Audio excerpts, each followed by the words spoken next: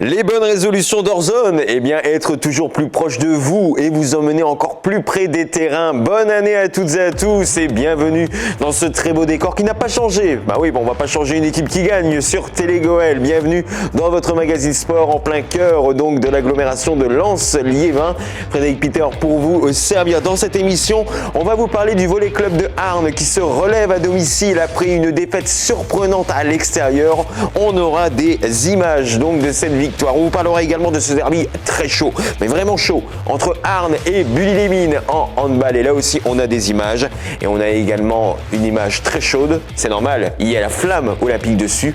Et la flamme d'Orzone, c'est Thomas Verbouche-Delchambre. Bonjour Thomas, bonne année. Bonjour Fred, meilleurs vœux à tous. Et on parlera de la semaine olympique à Billy-Montigny. On vous parlera également du Racing Club de Lens qui cale donc à domicile contre Marseille, victime du Mistral gagnant.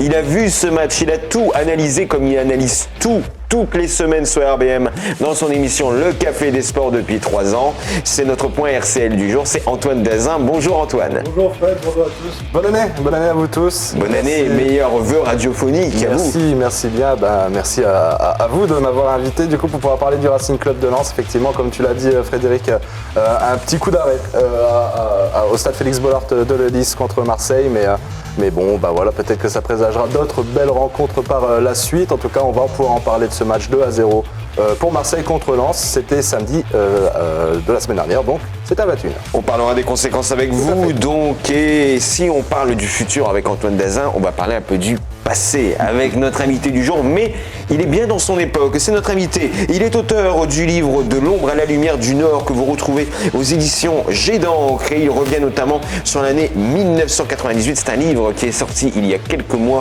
mais qui est toujours d'actualité. Il est consultant, il est entrepreneur, il est expert en management et il est également un grand passionné de sport. C'est monsieur Stéphane Bijard. Bonjour Stéphane. Bonjour à tous et une belle année. Bonne année. Commence bien avec vous, je suis content. Nous aussi, donc on reviendra sur cette belle année 98, également sur les anecdotes autour du Racing Club de Lens. Et Dieu sait qu'il y en a avec vous. Des anecdotes qu'on peut raconter, d'autres qu'on peut un peu moins raconter, mais on en parlera avec vous dans cette émission. Cette émission, c'est Orzone. Donc on espère que vous êtes en forme, car on part tout de suite sur les terrains pour retrouver les résultats.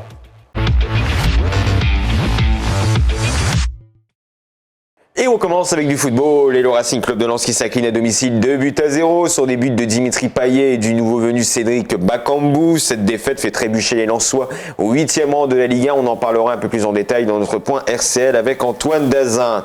Par contre, on va en parler maintenant. Alerte rouge vive même sur la réserve lensoise. L'équipe de Johan Demont a perdu 2 fois et a concédé le match nul 1 fois depuis le début de l'année 2022. Le dernier match est révélateur de la fragilité de l'effectif, menant 2-0 contre Bobigny à domicile. Les Lensois se sont fait rejoindre dans les arrêts de jeu, 2 buts partout. L'équipe B est avant-dernière. Antoine Dazin, vous suivez cette équipe réserve, notamment dans le Café des Sports. Oui. Comment on peut expliquer cette fragilité et ces résultats, on ne va pas avoir peur des mots, catastrophiques? Lens actuellement est avant-dernier donc de ce championnat de N2. C'est très problématique, effectivement, Fred, comme tu le dis. Maintenant, qu'est-ce qui peut expliquer cela? Peut-être un manque d'expérience en général de cette équipe, peut-être pas assez de personnes des joueurs d'expérience. On a vu Sambasso revenir donc dans cette équipe, mais peut-être que ce n'était pas encore assez. Alors il y a quelques joueurs de l'équipe première qui reviennent. Là, il y a eu du Christopher Wu notamment, et Adrien Louveau aussi qui sont redescendus. Mais c'est peut-être pas assez. Donc est-ce qu'il y a une rupture entre les joueurs et Johan Demont? C'est peut-être la question qu'il faut se poser. En tout cas, on continuera à suivre cette équipe donc du Racing Club de Lens. Thomas, pour Vimy, ça ne va pas forcément mieux. Et oui, on continue à parler football. Un nul et une défaite pour Vimy depuis le Nouvel An, et à savoir 1-1 face à Ouascal et 4-1 contre la réserve d'Amiens. Vimy est 12e de National 3, juste au-dessus de la zone rouge. Et en plus, comme un malheur n'arrive jamais seul, eh bien Vimy a appris le départ de son buteur Adam Abedou. Donc après avoir marqué 10 buts en 9 matchs, il a signé un contrat professionnel à Dunkerque. Donc c'est vraiment un grand écart pour ce joueur qui passe de la N3 qui est le 5e niveau français à la 2e division française. Dunkerque qui se bat contre la relégation en Ligue 2. Stéphane Bijard, est-ce que vous avez déjà vu des grands écarts comme celui-ci, à savoir des joueurs qui sont issus du milieu amateur qui d'un coup sont balancés dans le milieu professionnel? Là, je ne suis pas assez expert. Non, en fait, il faut que je vous fasse une confidence. Je ne connais rien au football. C'est vrai. Mais c'est vrai. Et pourtant, vous avez écrit un livre sur les séances. Quand j'ai rencontré pour la première fois Gervais Martel et Daniel Leclerc, je n'avais jamais mis les pieds dans un stade de foot. Jamais. Donc, par contre, après, je me suis rattrapé. J'ai passé de nombreuses heures dans des stades. Mais donc, pour moi, vous dire un joueur, connaître les joueurs sur leur histoire, je suis un très très mauvais analyste et commentateur pour ça. Vous êtes plutôt un connaisseur du Racing Club de Lens, donc, et des joueurs qui sont Oui, alors passés plutôt par de ce qui s'y passe, de ce qui s'est passé dans le club et de comment l'alchimie va se faire. Mais le football en tant que tel, c'est pour ça. Observer un joueur qui arrive de là, je sais même pas. Mais par contre, je trouve ça fabuleux de ce que fait ce jeune homme. Par contre, Oui, et c'est de plus en un grand pas. Hein. Et c'est de plus en plus rare dans le milieu du football, surtout dans le milieu du foot professionnel, parce que les équipes ont leur centre de formation et donc des fois ça va chercher directement dans les centres. Il y avait un avant-goût et surtout un goût de derby samedi dernier.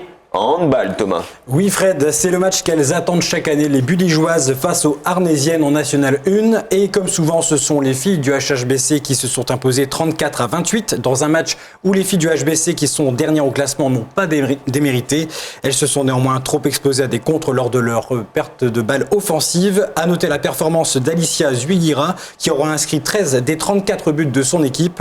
Les Arnésiennes se classent 4e à 5 points du leader, l'équipe de l'homme. Alicia Zuigira qui joue au niveau international. Donc, et j'en profite également pour dire qu'il y avait le derby du Nord chez les féminines donc du Racing Club de Lens et les filles de Sarah Mbarek se sont imposées 3-2 donc face au LOSC à l'extérieur. Une victoire obtenue grâce à un triplé de Pauline Cousin.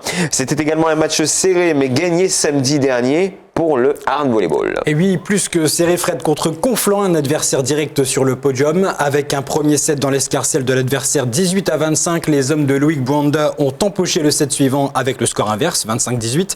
Puis ils ont remporté les manches suivantes 23-25 et 24-26. Résultat donc 3-7 à 1. Les Arnésiens se maintiennent à la deuxième place du classement élite avec 7 victoires et 23 points. Seul Lyon est devant avec 28 points et ce sera leur prochain adversaire ce week-end. Pardon Fred, belle opération aussi samedi dernier pour les volleyeuses arnésiennes. Et elles l'ont emporté sans trop être inquiétées. Donc face à l'équipe de Quimper, pourtant 3e de la poule, les Bretonnes n'ont pas réussi à trouver la bonne synchronisation. Jamais en mesure d'entraver la domination des filles d'Emilie Hipp, plus mordantes au filet et meilleures en réception. Résultat, la victoire 3-0 pour les arnésiennes avec des sets quasi identiques, 25-19, 25-18 et 25-19. Il n'y avait vraiment qu'une équipe sur le terrain, il ne faut pas se laisser impressionner par le score. Arnes se place également 2e au classement de l'élite féminine, 5 points derrière l'équipe de Mougins, quasi invaincue cette saison. Score de parité pour les poloistes arnésiens dans le bassin bordelais, Thomas. Oui Fred, c'était ils sont beaux. Pardon Ils sont beaux. C'était la 10e journée de championnat pour le sport nautique de Arnes qui jouait samedi en déplacement face à l'Union Saint-Bruno-Bordeaux. Et après un premier quart-temps ultra dominateur avec 4 buts inscrits, les Arnésiens se sont fait surprendre par les Bordelais qui en ont marqué 5 dans le dernier quart-temps. Résultat 10-10, un score de parité qu'on voit rarement au waterpolo. Les Arnésiens sont eux aussi 2e à égalité de points avec les leaders de Taverny devant juste grâce à la différence de but. Et après les fêtes, certains se sont mis au trail. Mais au trail, dans le froid, c'était ce week-end, on a prié pour eux. Oui, ils avaient le choix entre 2 trails, à Fouquier-les-Lances ou à Avion. Le trail des zèbres de Fouquier se déroulait sur 20 et 10 km, vous le voyez ici, et rejoignait l'aréna Trail Terril de Noyelles-sous-Lens. Les plus rapides sur 20 km ont été Lucas de Daucher de Saint-Paul et Constance Doz de Saint-Omer. Et le trail de la Glissoire proposait lui de la marche et des parcours de 8,2 et 16,4 km. En tout, 360 athlètes ont participé. Sylvain Landry de Douvrin a été le plus rapide en 1h07. Virginie Giraud de Douai la plus rapide en 1h21. Il y a aussi des maillots du RC Lens aux enchères en ce moment, Fred. Et là, c'est un appel lancé à tous les collectionneurs. Plusieurs maillots du Racing Club de Lens spécial Sainte-Barbe portés par les Artésiens face au Paris Saint-Germain en décembre sont aux enchères. Les différentes tuniques ont été signées par les joueurs. L'argent récolté sera reversé à l'association Sauvons la fosse 13 bis des mines de Lens Félix Bollard, une association qui œuvre pour la préservation du patrimoine minier. Tous les maillots dépassent les 300 €, donc si vous en voulez un, eh bien vous avez intérêt à casser votre PEL. Et pour l'instant, le plus gros montant est de 1 000 € pour le maillot de Jonathan Klaus. L'opération est terminée depuis ce vendredi. Stéphane, vous avez quelques maillots chez vous? Oui. Ah, ça oui. Ah, oui. De l'histoire de l'époque. Des maillots et même des maillots d'entraînement. Ah oui. Et quelle est la plus belle pièce de votre collection?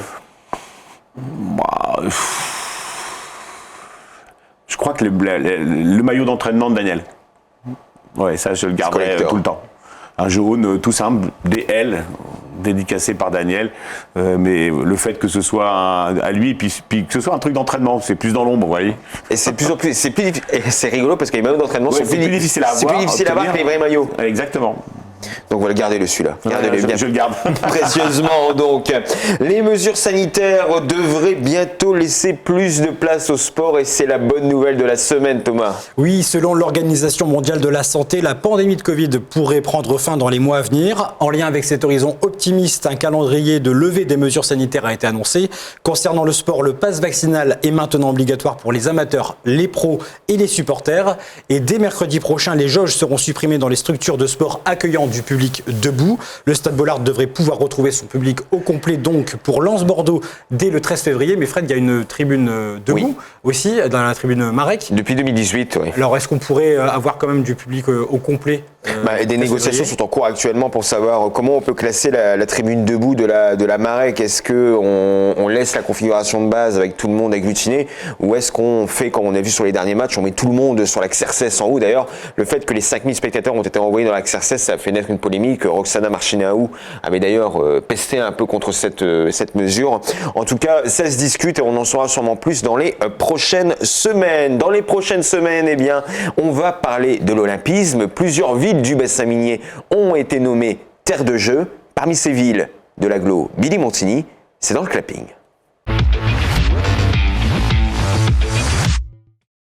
Billy Montigny est en mode Jeux Olympiques depuis le début de la semaine. Après la traversée de la ville et d'autres communes avec la flamme citoyenne olympique, eh bien les enfants ont pu participer mercredi à une journée riche en sport. Au programme des disciplines olympiques et paralympiques afin de mettre en avant cette terre de jeu 2024. Reportage entre cécifoot et volley avec Thomas Verbouche-Deschambre pour Télégoël.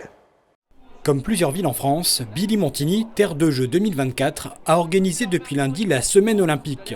Plusieurs rendez-vous avec un temps fort ce mercredi, la découverte de disciplines olympiques et paralympiques, un événement gratuit ouvert à tous les enfants.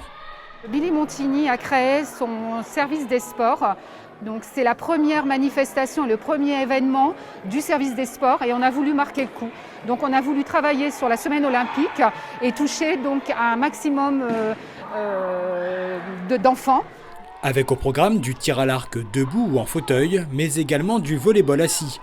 Les enfants autistes de l'association Azur de Fouquier-les-Lances s'y sont essayés avec Léa en service civique. Là, notre impact qu'on voulait aujourd'hui, c'était justement ça, que les jeunes découvrent plusieurs sports et que par la suite, on puisse mettre en place des activités sportives pour tout le monde en fait, pour que tout le monde puisse essayer. Et là, le volley assis, comment ça se passe avec les jeunes ? C'est vrai que c'est compliqué. C'est instinctivement, quand tu marches toujours, tu as l'instinct de te lever alors qu'en fait, eux ne peuvent pas. Et dans la salle Paul-Éluard, le village olympique a permis de découvrir l'escrime, le saut en hauteur, le hockey ou encore le cécifoot. La consigne pour les jeunes athlètes: ils ont un masque sur les yeux et ils doivent slalomer les petits plots et puis à la fin marquer dans le but avec un petit gardien. Et ils ont avec eux un guide qui permet de les guider comme ils n'ont pas la vue. Et ils s'en sortent depuis tout à l'heure ? Ça va, c'est un peu compliqué, mais ça va. Environ 80 Billysiens ont participé à cet après-midi sportive, comme Gaspard, en difficulté au tennis de table assis. Pourquoi c'est dur ? Parce que quand on est dans un fauteuil, on ne peut pas bouger. La semaine olympique permettra aux jeunes de pratiquer aussi vendredi soir le badminton. Ils pourront être attirés samedi par une session de géocaching avant de plonger dimanche matin dans le bassin de la piscine Louis Aragon pour découvrir le water-polo. Un dernier mot sur ce reportage. Les dernières activités que sont le badminton et le géocaching et le waterpolo se font sur réservation. Pour rappel, Billy Montigny pourra être pour les JO 2024 un centre de préparation avec la salle Hotellotronie pour le handball. Des délégations pourraient aussi se servir du terrain de football hybride.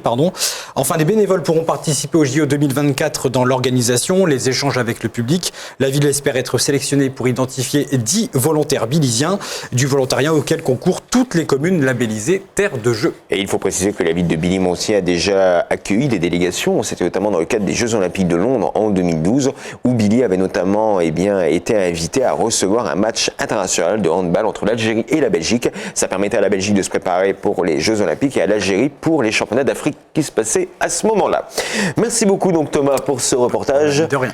Et donc on va encore vous retrouver parce que vous êtes un grand lecteur, donc un lecteur assidu qui a lu, non, dévoré De l'ombre à la lumière du Nord, écrit par Stéphane Bijard. C'est publié aux éditions Jet d'encre. Stéphane Bijard est l'invité d'Orzone. Il arrive tout de suite.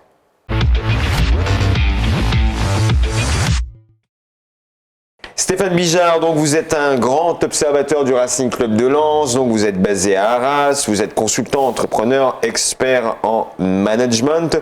Très clairement, pourquoi avoir écrit ce livre maintenant sur votre parcours et votre passé au sein du RC Lens? Très belle question. C'est vrai que j'ai attendu 20 ans pour le faire. Première chose parce qu'à l'époque, personne ne savait, et ça n'avait aucun intérêt de savoir que des personnes pouvaient intervenir dans l'ombre justement dans un club de foot sur l'aspect communication management et puis je pense pas que ça aurait été peu importe, et puis ça a fini par se savoir grâce à Daniel lui-même qui au fur et à mesure des années commençait à dire, etc. Dans son livre, il a commencé à en parler, il a écrit, et surtout les derniers reportages qu'il a pu faire, à chaque fois, il avait envie de partager ce moment que nous vivions ensemble, quoi. D'ailleurs, comment vous l'avez rencontré, Daniel Leclerc, et aussi Gervais Martel? Ah bah là, c'est les premiers chapitres du livre. Oui. Hein, c'est le fruit du hasard des rencontres. Vous verrez, mais c'est une rencontre incroyable. L'une et l'autre devaient durer très peu de temps, notamment celle de Daniel. Ça, c'est un moment marquant. Gervais l'appelle, il arrive, il me dit est-ce qu'on peut le recevoir? Il fait comme ça. J'ai une demi-heure demain après l'entraînement. Et ça a duré combien de temps au final? Il est reparti, pas dit bonjour, au revoir, merci. Et ça a duré 6 heures. Wow. Mais ça a été une rencontre, voilà, ça aurait pu ne pas se passer. Les aimants se sont créés à ce moment-là et on s'est pas quitté pendant des semaines et des mois. Et donc voilà. Et en fait, ce qui a été un moment déclencheur, c'est le décès de Daniel, parce que je l'ai vu, on a déjeuné ensemble 6 mois avant. Ben voilà, c'est cette rencontre. Merci. On était ensemble chez lui et je lui ai parlé de l'histoire du livre. Il m'a dit bah vas-y, fais-le. Waouh. Et qu'est-ce que vous avez apporté au club avec Daniel? Non, je voudrais juste aller au bout de ça parce que c'est un moment, c'était devenu un ami très fort. Et le jour du décès, je l'ai appris par Fabrice, un ami, et 3 jours plus tard est organisée une célébration un peu à la va-vite parce que au Stade Bollaert, et on s'est retrouvés là tous avec Gervais face au banc avec une remise de gerbes. Il y avait un silence dans le stade ahurissant. Oui, on entendait les claques des joueurs dans le stade, il n'y avait pas un bruit. Et là, j'ai levé la tête, j'ai dit Daniel, je vais l'écrire ce livre, quoi, pour qu'il sache ce que tu étais et ce que tu faisais. Donc la décision, elle s'est prise ce jour-là. Voilà. Et d'ailleurs, donc du coup, qu'est-ce que vous avez apporté à Daniel et à ce club à votre arrivée en 97? En fait, ce que j'ai apporté, alors ça, c'est pour ça que le foot est un prétexte pour parler de ce que j'apporte, mais j'ai appelé mon cabinet Point Fort, conseil, donc c'est pas le fruit du hasard. L'idée, c'était vraiment d'utiliser, optimiser, renforcer, développer les forces du club, les forces des joueurs, les forces du système. Sachant que Daniel était un entraîneur extraordinairement exigeant au début, mais sur tout ce qui n'allait pas sur tout ce qui marchait.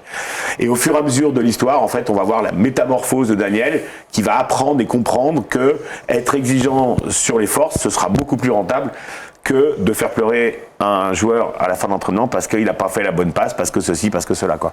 Et du coup, c'est presque une philosophie de management, de communication qu'il a découvert et qui est extraordinaire parce qu'il l'a reporté ensuite quand il est allé à la Louvière, quand il est allé à Valenciennes et même après quand il a partagé ça dans ses écoles de football aux Antilles. Enfin, c'est devenu sa philosophie parce qu'il a compris l'intérêt de cette démarche-là, quoi. Et est-ce que, à cette époque-là, avant que vous conseilliez, avant de conseiller Daniel Leclerc, est-ce que le management de la sorte était quelque chose de très répandu dans les clubs ou c'était très confidentiel? Alors, c'était très confidentiel. Il faut savoir, par exemple, que moi, j'appartenais à une entreprise, ça s'appelait le Crécy à l'époque, en tant qu'expert externe. Et notre entreprise avait fait exactement la même chose avec un autre consultant à Nantes, 95, la fameuse année du titre de champion de France avec Coco Suedo, quoi. Et donc j'avais un de mes collègues qui avait fait exactement la même chose à l'époque, sur une année aussi qui a été très marquante dans l'histoire du foot. Mais tout ça, c'était des initiatives individuelles et personnelles de dirigeants, parce que ça pouvait pas se faire, c'était pas... Enfin, ça serait passé un peu pour des trucs gouroutisants, machin, alors que c'est pas du tout ça, hein, c'est des principes de management, de communication, de partage qu'on vit dans les entreprises. Et là, d'un seul coup, la chance que j'ai eue, c'est de rencontrer un Gervais qui est un entrepreneur et qui a dit, bah tiens, c'est vrai, et si on faisait ça aussi chez nous, dans un club de sport, quoi. Voilà. Et l'accomplissement, c'est le titre en mai 98. Comment vous l'avez vécu, vous, de l'intérieur? Bon, bah, c'est la cerise sur le gâteau, enfin, c'est du vivre ça de l'intérieur. En fait, moi, j'ai été... alors, j'étais pas footballeur, mais j'ai fait beaucoup de sport dans ma vie, et notamment du judo. Et j'aurais rêvé d'être un champion. Voilà. Et j'ai pas été champion. J'ai été au championnat de France en judo, des choses comme ça, mais j'ai pas été champion. J'en ai quand même fait 40 ans, donc c'était bien. Et en fait, je pensais que j'étais limité, quoi. Et en fait, je me suis rendu compte après coup que peut-être j'étais limité, mais j'ai peut-être pas eu non plus le management qui allait m'aider à me développer. Et ma passion, c'était de me dire, je le fais dans le monde de l'entreprise, et si je pouvais apporter ma petite pierre à l'édifice dans l'univers du sport. Et du coup, je l'ai fait dans le foot, mais je l'ai fait aussi dans le tennis, dans le volley, enfin dans d'autres structures, parce que la manière dont on va donner confiance à un joueur, créer une dynamique collective, partager, et ça se voit pas sur le terrain. Mais tout le contexte est essentiel. Est-ce qu'on manage une équipe de foot comme on peut manager, je sais pas, une équipe de tennis, un joueur de tennis, une équipe de rugby ou une équipe de basket? Est-ce que c'est vraiment du cas particulier ou au contraire c'est des recettes qui sont amenées à se répéter? Moi je pense qu'il n'y a pas un système qui peut se répéter sur un autre. S'il y avait une recette miracle, ça se serait. Par contre, il y a des fondamentaux et des principes qui s'appliquent partout. Comme lesquels? Principe de base, utiliser le potentiel de la personne et ne pas aller contre ce potentiel. C'est-à-dire que, principe de base, tu ne vas pas mettre un ailier gauche parce que le joueur se sent bien là, à droite. Ou tu ne vas pas faire jouer un joueur qui a un super coup droit parce qu'il a un revers défaillant. Sauf que l'entraîneur va lui faire travailler son revers défaillant. Dans un centre de formation, on va dire qu'il faut que tu sois bon des deux pieds. Connerie monumentale, c'est pas vrai. On ne peut pas être ambidextre. On peut pas, ouais, tu peux l'être par nature, mais c'est travailler, trouver la pépite, trouver le talent de l'individu et l'utiliser à son potentiel maximum en harmonie avec d'autres. Et ça, c'est vrai dans tous les métiers. C'est même pas que le sport, c'est l'entreprise, c'est le journalisme, c'est partout. Et il y a aussi le travail sur les points positifs chez le joueur. On a un exemple avec un gardien dans exactement les relances à la main. L'exemple de l'époque, et c'est l'entraîneur qui comprend ça dans sa réflexion, entre autres Guillaume Warbus, super gardien, qui était infranchissable sur sa ligne. Il avait une capacité à, c'était tout arrêter, de machin. Par contre, il n'avait pas un jeu au pied extrêmement brillant, quoi. Il relançait, etc. Enfin bon, mais c'est pas sa qualité première en l'occurrence. Et notamment, que fait l'entraîneur au début? Il va commencer à lui faire des séances de relance au pied, de relance au pied, de relance au pied. Et en fait, je leur dis, à quoi ça sert? Travaille encore plus sa capacité de réaction sur le terrain, mais et relancer à la main. D'ailleurs, ce qui pouvait nous permettre en plus de travailler sur... Alors, c'est pas moi qui décide ça, mais parce que c'est en discutant avec l'entraîneur. Je dis, mais c'est quoi la qualité de ce joueur? Pourquoi tu travailles pas là-dessus? Et quand vous regardez le Racing Club de Lens d'aujourd'hui, on voit qu'il y a une très belle cohésion d'équipe. On va le voir là dans un instant, les images des joueurs qui vivent très bien. Est-ce que c'est un fruit récolté du management positif ou c'est vraiment autre chose? Je sais pas parce que je connais pas cet entraîneur, j'ai jamais eu l'occasion de le rencontrer, mais je pense, en l'écoutant, il a une ouverture d'esprit incroyable. Il dit plein de choses qui n'ont rien à voir avec le football, sur la relation humaine, sur les liens, sur la dynamique collective, sur la psychologie positive, etc. Donc je pense qu'il est assez moderne dans sa démarche. Vous avez connu plusieurs entraîneurs au Racing Club de Lens, Alain Casanova, Antoine Camboiré, j'en oublie. Bien sûr, ce sont tous des entraîneurs qui ont eu leurs qualités ou leurs défauts. Très clairement, quel est le personnage à part Daniel Leclerc qui vous a marqué? Alors, profondément Daniel Leclerc parce qu'on a vécu cette alchimie, mais François Brisson aussi, franchement. Et quand on oublie un peu vite l'épopée européenne de François, qui a été extraordinaire. Ce qu'a fait Georges Tourné aussi, peut-être entraîneur de l'ombre parce qu'il a Très longtemps apporté- adjoint. Très longtemps adjoint, mais qui a à un moment donné sauvé le club, même en première ligue, et qui a fait remonter le club à l'époque, et surtout qui avait fait un travail en profondeur au niveau du centre de formation très important, Il est resté- en travaillant les forces. Il est resté plus de 10 ans, plus de 20 ans, Ah, mais je crois. c'est ça. Quand vous regardez le nombre de joueurs qui sont passés dans ses mains et qui sont professionnels, ça représente beaucoup, quoi. Donc je citerai des gens comme ça parce que vraiment, on a partagé cette philosophie, quoi. On a partagé cette approche-là. Et je citerai pas les autres sur lesquels ça a même été parfois des bras de fer. Stéphane, votre livre De l'ombre à la lumière du Nord, il est disponible où? Et déjà quelques exemplaires vendus, j'imagine?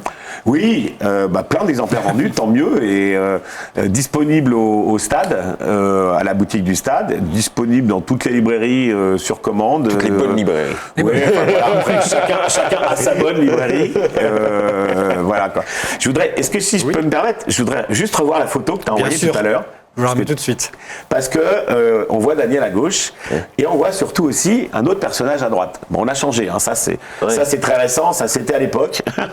J'avais une Parka RCL et à sa droite, je sais pas si vous connaissez ce personnage, les plus anciens, mais peut-être pas de l'époque. Non. Ça me dit quelque chose. Ça me dit quelque chose. Ça vous dit quelque chose? Bah oui, forcément. Ce monsieur s'appelle Guy Le Riche. Et Guy Le Riche, c'est le nom du stade. Le nom du stade que vous donnez. Parce que j'ai changé tout le nom des personnages. Oui, c'est un peu le roman autobiographique. Voilà, c'est un roman, mais mais on change les personnages pour être beaucoup plus libre. Denis Linec, c'est Daniel Leclerc. Voilà, Denis Linec, Daniel Leclerc, etc. C'est un peu comme Céline Dion, Aline, Céline, parce que ça lui permettait d'être plus libre dans les propos. Bah, moi aussi, j'ai fait pareil, quoi. Et en fait, ce personnage, c'est Guy Le Riche, qui faisait partie de l'équipe commerciale de Lens, qui était passionné, qui était entraîneur de foot à Saint-Laurent à l'époque aussi, et qui est décédé d'un infarctus à Lens dans les années 2000. Et donc j'ai voulu lui rendre hommage à lui en appelant le stade Guy Le Riche dans l'histoire du livre. Donc un petit clin d'œil à Guy. Et donc j'ai dédicacé le livre au départ à Daniel et à Guy pour leur rendre hommage. Et préfacé par Gervais Martel. Et préfacé par mon ami Gervais Martel, bien évidemment.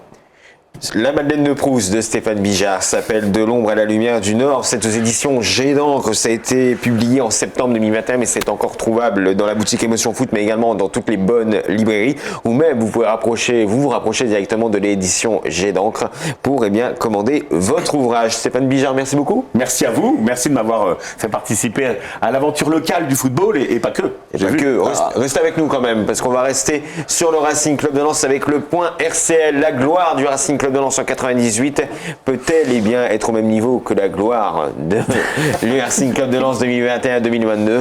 En tout cas, on en parle dans notre point RCL avec Antoine Dezin.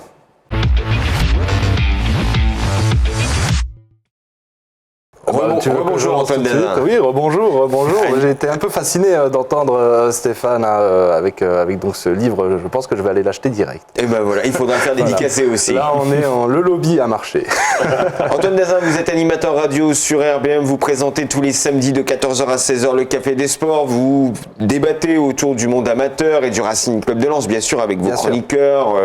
Alex, le petit reporter foot. Il y a également Laoussine Saki avec vous. Ce match, Lens-Marseille, cette défaite 2-0, comment peut-on la qualifier? Est-ce que c'est vraiment Marseille qui était trop fort ou Lens qui n'était pas au niveau? Un peu des deux, enfin je dirais surtout la première option, c'est-à-dire que Marseille effectivement a été trop fort dès les 30 premières minutes de la rencontre. Marseille a imposé son tempo, un petit peu à l'instar du match aller. J'ai un peu l'envie de faire un parallèle avec le match aller. Match aller, vous l'avez probablement vu, match qui a été peut-être un des meilleurs de ce championnat de Ligue 1. Lens avait créé un sacré exploit en battant l'Olympique de Marseille au Vélodrome et avait imposé directement son jeu, avait bloqué un peu les systèmes de Jorge Sampaoli en provoquant son jeu, en allant au pressing. Et ben là, Marseille a bien répondu et directement, ça a causé des problèmes à Lens. On a vu des frappes de Under, on a vu cette action un peu bizarre où c'était Valentin Rongier qui tire et là ça part dans tous les sens, ça part sur tous les poteaux possibles de la cage de Wilcar Fariñez. Et puis derrière, Marseille est récompensé par ce penalty sur une faute donc de Medina. C'est mérité vu l'ensemble de cette première mi-temps. Lens a essayé quand même d'être un petit peu offensif, je pense notamment à Florian Sotoka, mais pas assez tranchant et probablement pas aussi bien huilé collectivement qu'un Olympique de Marseille qui est en mission pour une 5e victoire, enfin un 5e match sans défaite de suite. On a eu plusieurs cartons jaunes lors de cette rencontre pour Kevin Damso, pour Facundo Medina, pour Florent Sotoka, qui s'était même à un moment énervé sur l'arbitre du match Stéphanie Frappard. Est-ce que cette équipe de Lens est frustrée lorsqu'elle ne domine pas le jeu? Est-ce qu'on a une équipe de Lens qui devient agressive et ça peut poser des problèmes à Francaise? C'est possible, il ne faut pas tomber sur évidemment cette frustration, mais c'est possible. Après, c'est peut-être aussi, vu la physionomie de la rencontre, Lens a déjà été trop souvent peut-être en fin d'année 2021 et même contre Saint-Etienne, par exemple, la semaine encore passée, était mené. Et trop passif. Peut-être était trop passif et à chaque fois ils avaient ce regain d'énergie pour aller chercher la victoire, chose qu'ils n'ont pas pu faire contre un Olympique de Marseille qui était encore une fois bien huilé collectivement. C'est vraiment Marseille qui a été au-dessus, pour revenir sur la première question. Et effectivement, derrière, ça a généré de la frustration. Quand tu n'arrives pas à créer ton jeu, derrière, forcément, tu vas peut-être essayer d'être un peu plus agressif et forcément aller plus souvent à la faute. Mais pourquoi ça ne fonctionne plus? Pourquoi on n'arrive pas à avoir ce Lens compétent, ce Jonathan Klaus de feu, ce Frankowski euphorique? Pourquoi on n'arrive plus à avoir ces joueurs-là qui marchaient sur tout le monde en début de saison? Alors je n'irai pas jusque-là que ça ne marche plus, à vrai dire, puisque Lens a quand même été sur 2 victoires de suite. Alors oui, les matchs étaient un peu particuliers. Lens, je pense, a besoin quand même de effectivement retrouver ce niveau qu'ils ont eu en début de saison, où Lens, on parlait de Lens comme étant un favori pour le podium. Bon, là en ce moment on revient un petit peu sur la réalité. Rigole. Mais il y a des gens qui l'ont dit, et même dans notre émission on s'est posé la question en disant mais est-ce que ce Lens-là peut pas aller au podium? Là, force est de constater que Lens est dans une passe un peu plus dure, même s'il gagne quand même quelques matchs. On verra. On voit le classement actuellement. Lens est 8e. Lens n'a pas réussi donc à accrocher ce wagon pour le moment européen. Et on commence à voir un petit peu de fossé qui se crée. Alors, il y a une stat quand même, c'est que ça reste quand même assez serré. Oui, c'est très serré. C'est quand même assez serré.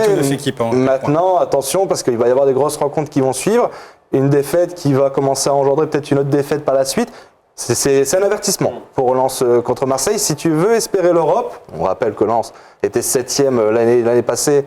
Je pense que il a failli accrocher l'Europe au dernier match. Il a suffi d'un poteau de Seko Fofana contre Monaco. On va en parler de Monaco d'ailleurs, je crois. Oui. Mais oui, si tu veux accrocher ce podium, les places européennes, il va falloir remporter quelques matchs contre des gros adversaires. Justement, le mercato a pour le moment été assez calme du côté du Racing Club de Lens. Il y a eu bien sûr le prêt de Jonathan Varane à Rodez, donc jusqu'à la fin de la saison, après avec option d'achat. Mais Thomas Verbrugge-Deschamps, le Racing Club de Lens, s'intéresserait à une nouvelle recrue de Pologne. Oui, son visage le voici, c'est Łukasz Poręba, un international espoir polonais. Il pourrait débarquer dans l'Artois en provenance du club de D1 polonaise Zagłębie Lubin. J'espère que je le dis bien. Bravo. Il est réputé pour ses prises de décision, son anticipation, ses contrôles. Mais son club aurait reçu des offres insatisfaisantes sur le plan financier. On parle de 350 000 €, ce qui aurait été refusé, alors qu'il est sollicité par d'autres clubs polonais, mais également en Italie. Antoine, est-ce qu'on pourrait peut-être voir ce joueur intégrer le RC Lens? Alors, il y a eu beaucoup de reports, on va dire, sur les réseaux sociaux sur ce joueur, Łukasz Poręba, donc qui est un jeune espoir, qui a beaucoup de talent, et ça n'est pas à en douter. C'est un joueur qui se porte tout autant à l'offensif, mais en même temps qui est beaucoup plus défensif, qui tacle souvent, qui fait beaucoup d'interceptions dans son championnat. C'est un espoir polonais. Il a fait, je n'ai pas la stat, mais je crois qu'il est sur une 13 cap en international espoir. Je crois que c'est totalement ça, et 81 matchs en professionnel. C'est pas mal. Maintenant, pour le niveau Ligue 1, c'est encore un step au-dessus. Alors après, il y a Frankowski qui peut aider donc à l'intégration si jamais ce transfert se fait. On en parle depuis maintenant une semaine. Mais bon, après, on a quand même beaucoup de concurrence déjà à ce poste-là. Donc peut-être pour un backup, on va dire, de joueurs comme Cheikh Doucouré ou de Seko Fofana qui risque de partir prochainement.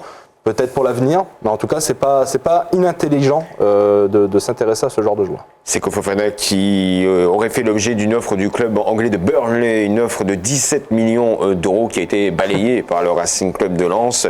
Et certains insiders affirment que Lens ne commencera les enchères qu'à partir de 30 millions d'euros, voire un peu plus. Donc on verra ce que le mercato va nous dire, parce que le mercato va bientôt se clôturer d'ailleurs. Une semaine. Lens-Monaco, c'est ce dimanche. Antoine Dazin, 8e de finale de Coupe de France. Ces matchs Lens-Monaco ont marqué le passé. Je pense que Stéphane Bijard est d'accord avec moi pour dire que les matchs Lens-Monaco ont toujours été de grands moments à Bollaert et aussi à Louis II. Ça a été un tournant dans l'histoire du livre en 98, avec un but de Stéphane Ziani au raccro du tibia, voilà, mais qui a eu aussi un problème de conflit de joueurs à l'époque dans l'équipe. Et justement, je voudrais rebondir, si je peux me permettre, par rapport à ce qui se passe aujourd'hui. Je pense qu'on oublie à l'époque, moi j'ai commencé à travailler avec le club à l'époque, c'était en octobre, on était 7-8e. Et on a fini champion.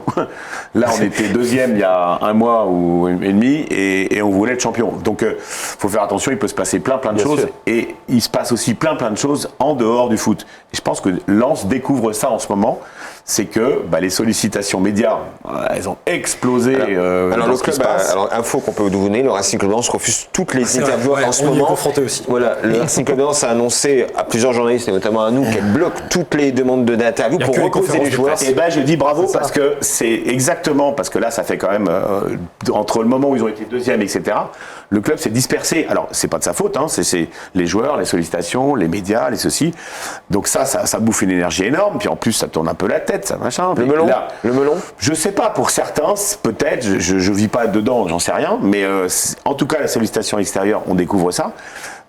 Tu en parles et tu as raison, c'est aussi le mercato. Le mercato, il peut se passer plein de choses. Et même si les gens ne veuillent pas, il y a quand même des sollicitations, il y a des agents, il y a des trucs. Et on oublie toujours qu'autour du terrain, il y a tout ça. Et tout ça, c'est très fragile. Et ils découvrent ça, je pense, à un haut niveau.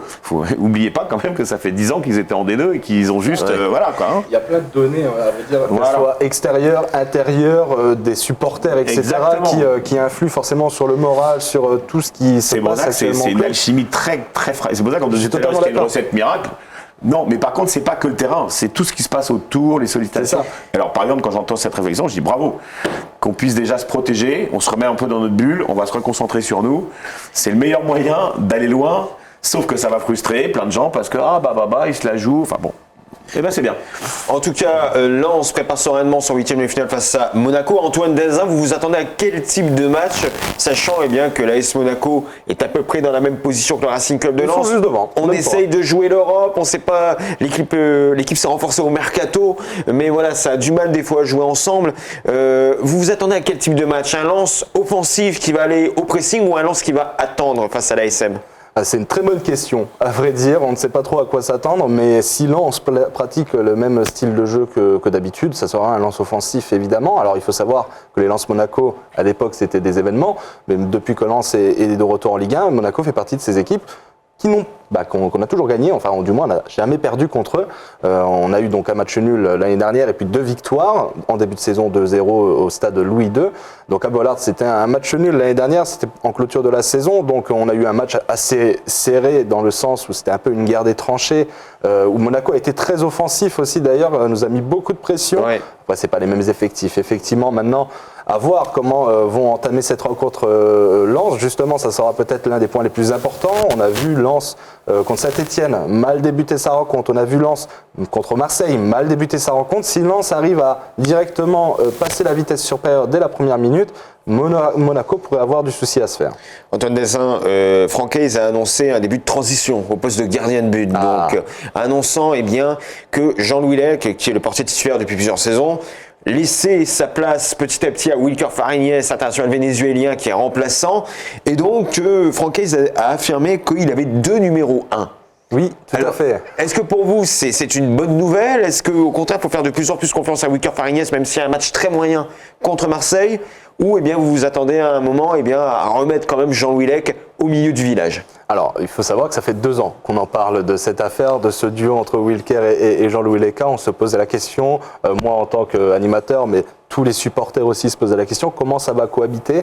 Là, Francaise a pris cette décision. Au lieu d'attendre une intersaison et de dire, ok, Jean-Louis, c'est cool, maintenant on prend Wilker, en fait, non.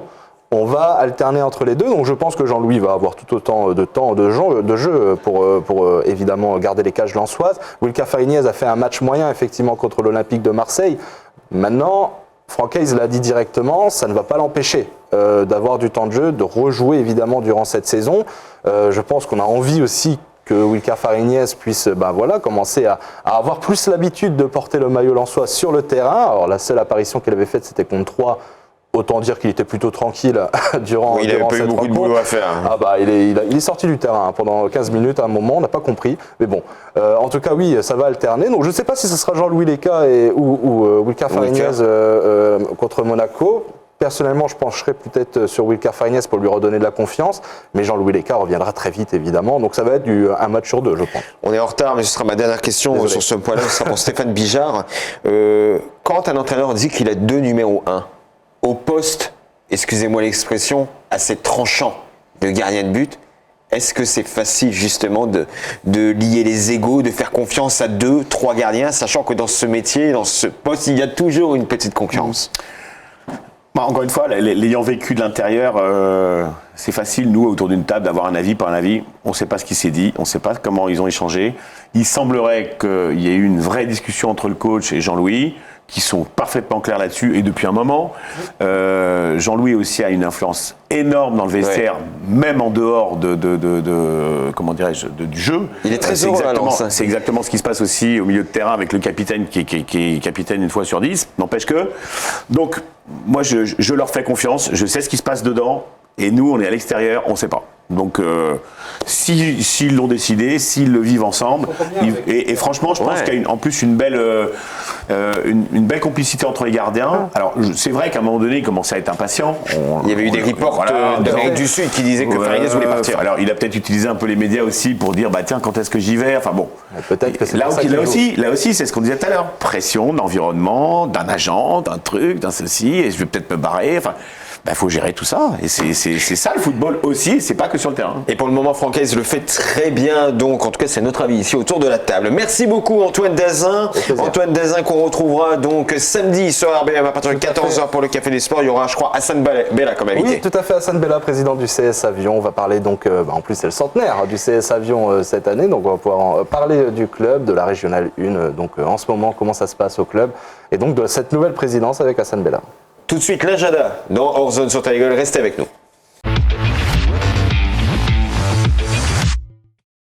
Et il y aura donc beaucoup de matchs ce week-end. Donc Lens Monaco dimanche à 21h, 8e de finale de Coupe de France au stade Bollaert d'Eleulis. Donc un match que vous pourrez également suivre sur RBM, la radio du bassin minier en direct et en intégralité.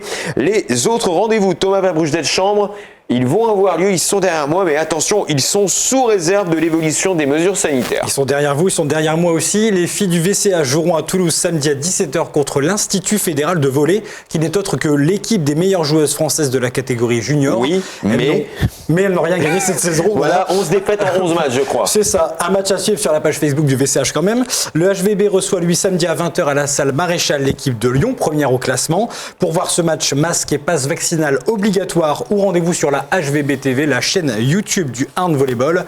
Et enfin, même jour, même heure, le BCL qui est 10e de National 2 masculine jouera à l'extérieur contre les Maubejois qui sont 6e. Et on vous rappelle également que les clubs peuvent nous donner leurs événements. Si vous organisez un événement, si vous êtes dans l'agglo Lancier-Vin, vous pouvez nous envoyer vos affiches sur le Facebook de l'agglo Lancier-Vin ou même directement sur le Facebook de la rédaction de Télégoël. Voilà, c'est la fin de ce numéro d'Orzone. Stéphane Bijard, merci beaucoup. Merci à vous, merci de m'avoir invité. Stéphane Bijard qu'on retrouve dans les bonnes librairies et éditions et également dans la maison édition Jet d'encre pour De l'ombre à la lumière du Nord, donc préfacé par Gervais Martel, un livre qu'il faut avoir. En plus, ça fait très plaisir en ce moment parce qu'il y a de nombreux livres qui sortent sur l'histoire du Racing. Il y en a 3, on peut citer le livre Laurent Mazur, Grégory Lallemand. Donc voilà, c'est un 3e livre qu'on peut mettre donc entre les mains de tous les supporters lensois.